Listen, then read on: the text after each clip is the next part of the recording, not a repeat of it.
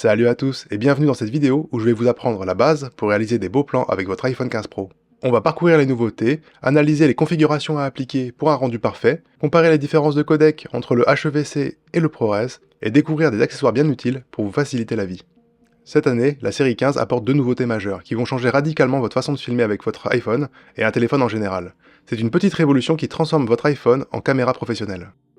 Pour commencer, l'ajout de l'USB-C. C'est déjà une norme dans le monde Android, mais pour un iPhone, c'est une grande avancée qui l'ouvre désormais à une variété d'accessoires très intéressante. Tous les iPhone 15 possèdent à présent un port USB-C, par contre, seulement la version Pro possède un port USB 3.2 qui permet des transferts de 10 Gbps par seconde. Les versions non Pro sont quant à elles bloquées à un USB 2 vieillissant. On va pouvoir à présent brancher très facilement beaucoup d'accessoires comme des micros, des clés USB, des SSD, même brancher des hubs USB avec des sorties HDMI, et le tout en rechargeant le téléphone, ça étend tout de suite les possibilités. L'iPhone 13 Pro avait introduit le mode ProRes, mais les fichiers sont titanesques et l'utilisation d'un support externe comme un SSD est quasiment obligatoire, chose qui a été rendue possible avec ce port USB-C haut débit. La seconde grosse nouveauté importante, qui pour moi est un très bon move d'Apple, c'est l'ajout du profil d'image log. Une fonctionnalité qui n'existe pas dans d'autres smartphones à l'heure actuelle et qui propulse l'iPhone dans le monde des caméras professionnelles. Pour vous expliquer concrètement ce qu'est le mode log, je vais vous expliquer rapidement le contexte. La qualité technique des fichiers vidéo vont principalement être impactés par plusieurs facteurs que je vais vous expliquer au cours de cette vidéo. Tout d'abord, la résolution d'image. Sur iPhone, on a le droit entre HD, 1080 et 4K.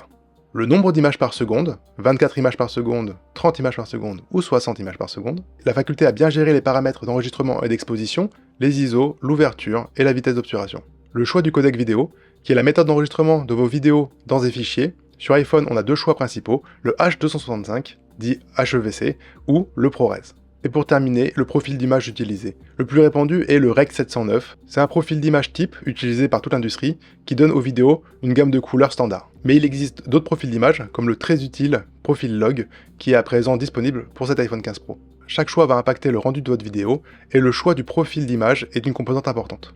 Filmer en log permet d'obtenir des images qui auront des propriétés colorimétriques particulières. Comme on peut voir, les images en log paraissent décontrastées, dénaturées, très grisâtres, mais elle permet d'enregistrer beaucoup plus d'informations dans les hautes lumières et dans les ombres. Les images sont pour ainsi dire beaucoup plus neutres. Pour son exploitation finale en vidéo, un traitement en post-production sera nécessaire pour redonner vie aux couleurs. Mais vous aurez beaucoup plus de liberté d'action sur la colorimétrie et l'ambiance finale de vos plans. On peut travailler les images manuellement, directement avec la gestion des couleurs, ou alors appliquer des LUT, qui sont des sortes de filtres, qui vont donner des ambiances particulières à vos images. Comme on peut le voir, à gauche un enregistrement standard de l'iPhone, avec un traitement numérique très fort d'origine, couleurs vives, détails amplifiés. À droite, c'est un plan en log, avec un LUT fourni par Apple qui a été appliqué, les couleurs sont moins saturées et le rendu beaucoup plus agréable à l'œil. Il est parfois difficile de mélanger des plans de plusieurs appareils, que ce soit une GoPro, une caméra ou un téléphone, car les traitements de chaque constructeur sont différents. Le mode log au travers de ces images neutres va permettre de mélanger des images provenant de plusieurs caméras et de faciliter l'harmonisation des couleurs dans le rendu final de la vidéo. Pour activer le log, il va falloir activer l'option dans les réglages du téléphone. Pour cela, il faut aller dans les réglages, puis dans appareil photo, on va choisir format, et tout en bas, on va trouver l'option Apple ProRes. En activant cette option, on aura le choix entre plusieurs encodages ProRes, et il faudra alors choisir le log. Le choix du ProRes log sera alors disponible dans l'application appareil photo native de l'iPhone. Il y aura cependant quelques limitations.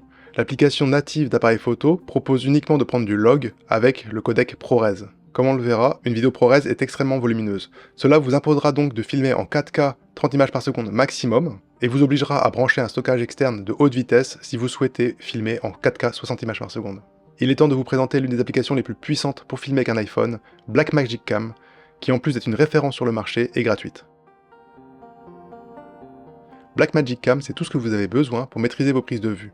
Vous allez pouvoir gérer les fonctionnalités de base, que ce soit le nombre d'images par seconde, la vitesse d'obturation, les ISO, la balance des blancs, et même le focus, le tout en étant accompagné de plusieurs outils très importants en vidéo, que ce soit les zébras pour limiter la surexposition, le focus picking pour améliorer votre précision au niveau du focus et ne jamais être dans le flou, et d'autres outils d'analyse d'exposition. Bref, c'est complet, mais il y a une autre option qui va nous intéresser plus particulièrement dans cette application, c'est de pouvoir choisir le codec et le profil d'image librement. Dans les options, on va pouvoir choisir évidemment la résolution, mais on va aussi pouvoir choisir le codec, que ce soit les différents modes de ProRes, du HEVC ou du H264. Et bien évidemment pouvoir choisir le mode log. Sur cet iPhone, nous avons deux codecs principaux, le HEVC, qui est le successeur du H264, qui est un format très compressé, et le codec ProRes, en trois variantes, LT, Normal et HQ, qui est un codec standard dans l'industrie vidéographique. Le ProRes, qui est un codec dit non compressé, va enregistrer l'intégralité des images pour chaque frame, c'est-à-dire qu'une vidéo de 30 images par seconde, le fichier vidéo contiendra 30 images pour chaque seconde, des images complètes. C'est pour ça que le fichier est très lourd. A contrario, un fichier enregistré dans le codec HEVC va enregistrer une première image qui servira de référence, puis celles d'après seront seulement des deltas, donc seulement les différences de l'image qui seront enregistrées, avec des simplifications algorithmiques qui vont réduire drastiquement la taille du fichier, mais qui peuvent aussi simplifier la qualité vidéo et donc la rendre moins belle. Pour vous donner un aperçu, je vais vous fournir la taille du fichier pour 1 minute de vidéo, en fonction du codec.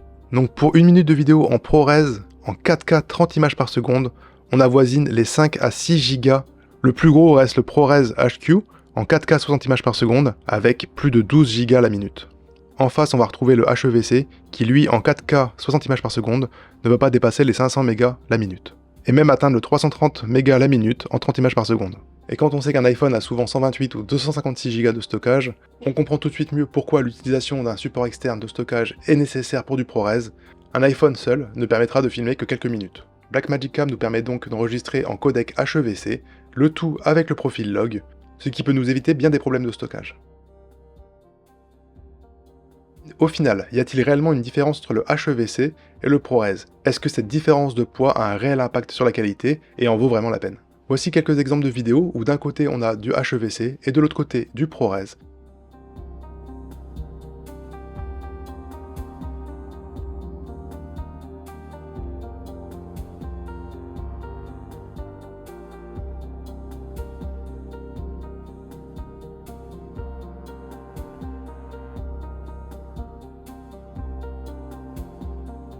Il faut noter que la vidéo a aussi été compressée par YouTube, ce qui impacte la qualité, mais pour ma part, avec les fichiers d'origine sur mon ordinateur, j'ai du mal à voir la différence. Il va falloir zoomer à 600% pour voir une différence de qualité notable.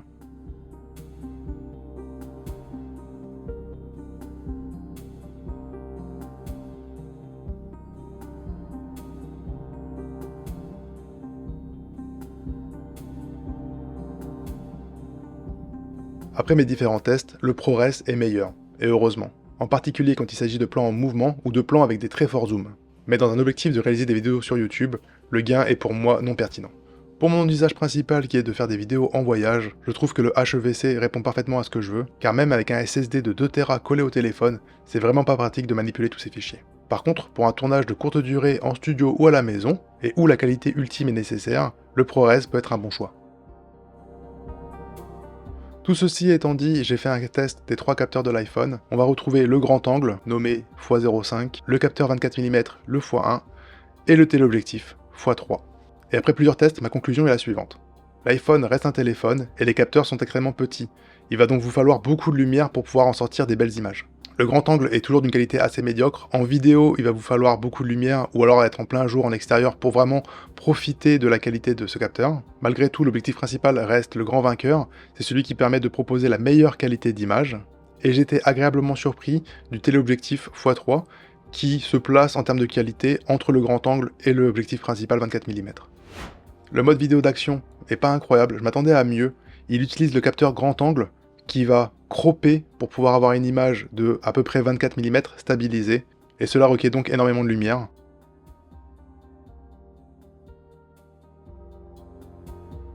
Il est temps à présent de vous parler des 3 paramètres ultra importants quand vous prenez une vidéo, que ce soit avec un iPhone, une caméra ou même une photo avec un appareil photo numérique. Il s'agit bien de l'équilibre ouverture, exposition, ISO. Ces 3 éléments sont extrêmement importants car ils vont influencer la quantité de lumière qui vont atterrir sur le capteur.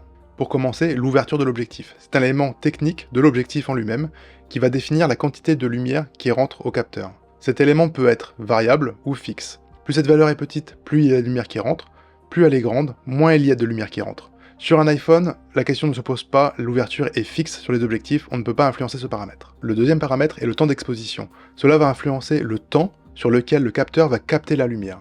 Un temps d'exposition peut être de 1 seconde, 1 centième de seconde, 1 millième de seconde. Il se situe généralement en vidéo entre 1 trentième de seconde et 1 200e de seconde. Cela veut dire par exemple que si vous choisissez 1 trentième de seconde, chaque frame prise pour votre vidéo sera une capture de 1/30 de seconde de lumière. Chaque image sera prise pendant 33 microsecondes. Évidemment, plus on réduit ce temps d'exposition, moins on aura de lumière qui arrive au capteur, et donc plus l'image sera sombre. Le dernier paramètre est l'ISO, qui est l'amplification numérique. C'est un process électronique et numérique qui va permettre de virtuellement augmenter la luminosité des images. Cela peut être très utile dans un contexte très sombre. Par contre, la montée en ISO va provoquer l'apparition de bruit numérique dans l'image, qui est quelque chose qu'on souhaite éviter. Que vous preniez une photo ou une vidéo, les ISO devront être le plus bas possible. En partant de ce principe, l'ouverture ne peut pas être modifiée. Les ISO doivent être le plus bas possible, et donc le seul paramètre sur lequel on peut influencer, ça va être le temps d'exposition. Mais il existe une bonne pratique dans le monde de la vidéo, qui est de régler ce temps d'exposition en fonction du nombre d'images par seconde. Pour avoir un rendu qui soit le plus beau possible, il faut avoir un temps d'exposition qui est 2 fois inférieur à la nombre d'images par seconde. Par exemple, si vous filmez une vidéo à 30 images par seconde, il est recommandé d'avoir un temps d'exposition de 1/60 de seconde. Et vous me dites alors, mais comment on fait pour avoir des beaux plans si on ne peut rien modifier? Tout dépendra de la luminosité de votre scène. Pour avoir un beau plan dans une scène sombre, il y a plusieurs choix. Soit on rajoute de la lumière, c'est pas toujours évident et c'est pas toujours possible, soit faire en sorte d'augmenter le temps d'exposition. Par contre, il faudra faire en sorte d'avoir des plans fixes parce qu'il y aura un flou de mouvement vraiment désagréable dans la vidéo. Et évidemment, on pourra monter les ISO raisonnablement pour avoir un peu plus de luminosité sans avoir de bruit. A contrario, dans une scène très lumineuse, on va avoir plusieurs choix. Soit réduire les ISO au maximum. Si ce n'est pas suffisant, on va aussi pouvoir réduire le temps d'exposition. On peut réduire au-delà des bonnes pratiques, afin d'avoir, pour une vidéo de 30 ou 60 images par seconde, un temps d'exposition de 1 millième. Par contre, le rendu sera moins cinématographique. Si on veut garder le bon rapport entre temps d'exposition et nombre d'images par seconde, il va falloir bloquer la lumière de manière physique avec un filtre ND.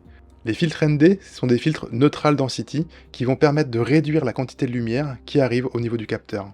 En bloquant suffisamment de lumière, on va pouvoir garder un bon raccord entre le temps d'exposition et le nombre d'images par seconde. Cela m'amène donc à vous parler des accessoires que je trouve indispensables.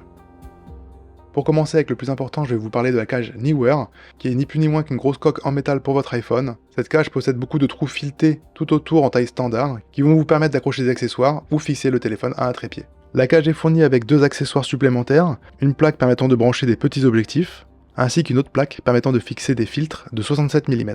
Et c'est exactement ce qui nous intéresse pour pouvoir fixer un filtre ND. On se retrouve donc avec un ensemble très pratique et très solide pour pouvoir les filmer. En termes de stockage, je peux vous conseiller l'une des meilleures options qui est le Samsung T7. Il est disponible en plusieurs couleurs jusqu'à 2 Tera et possède une taille vraiment petite.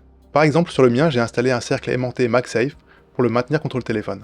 On continue avec le mini trépied Manfrotto, qui est un classique dans le monde de la vidéo. C'est une valeur sûre, il coûte pas très cher, il est très fonctionnel et il permet aussi de servir de poignée. Tous les liens des produits sont disponibles en description, n'hésitez pas à passer par mes liens, ce sont des liens affiliés, je recevrai un petit pourcentage pour chaque vente, et ça fait toujours plaisir, merci à vous. Le son d'origine de l'iPhone est vraiment mauvais. Test de la Facecam avec le son intégré à l'iPhone. On entend les poules qui crient derrière. Test du son de l'iPhone. Test du son de l'iPhone.